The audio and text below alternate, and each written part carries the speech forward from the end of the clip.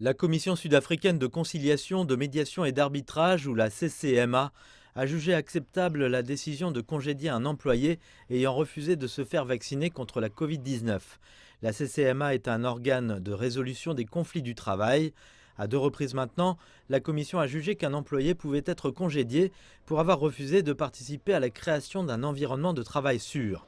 Ces décisions sont les premières à être rendues sur la question des politiques de vaccination obligatoire sur le lieu de travail. L'une des employées a contesté son licenciement et demandait à être réintégrée ou indemnisée.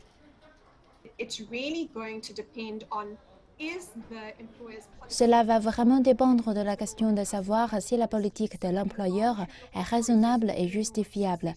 Après avoir passé en revue l'ensemble du processus d'évaluation des risques, pouvez-vous démontrer que, selon votre lieu de travail particulier, il est raisonnable de mettre en place cette politique?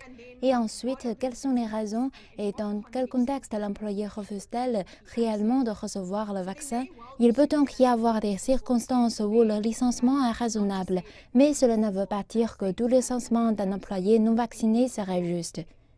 Pour l'instant, le gouvernement sud-africain n'a pas pris une décision officielle sur la vaccination obligatoire. Mais plusieurs entreprises des secteurs privés et du commerce de détail ont introduit la vaccination obligatoire sur leur lieu de travail.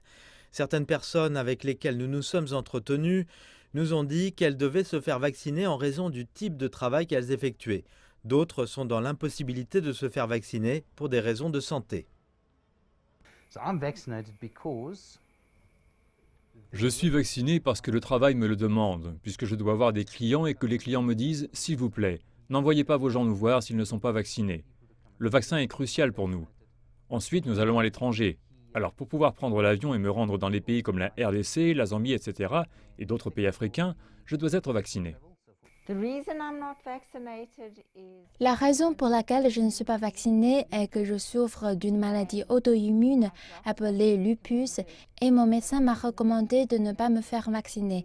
Il n'y a pas encore assez de recherches et nous attendons que les études soient publiées pour déterminer exactement comment cela affectera ma santé.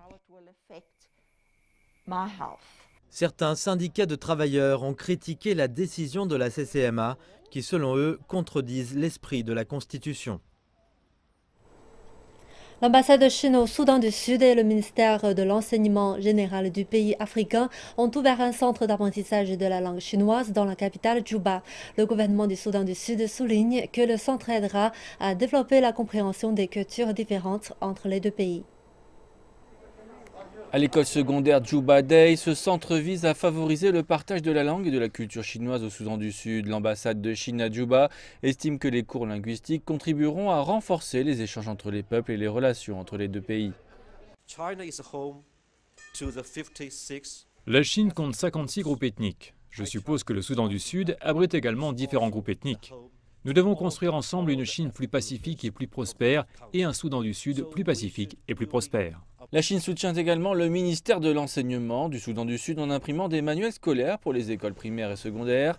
Le ministère de l'Enseignement du Soudan du Sud a déclaré qu'il prévoyait de créer des centres d'apprentissage de la langue chinoise dans tout le pays.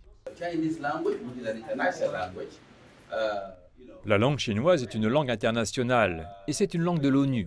C'est très important pour nous et elle a été incluse ici. Et nous avons pu trouver ces installations à l'école secondaire Djouba Day pour pouvoir enseigner cette langue. Et je suis vraiment très heureux que nous ayons ce bon nombre d'apprenants. Le programme de langue chinoise est prévu pour durer 3 ans.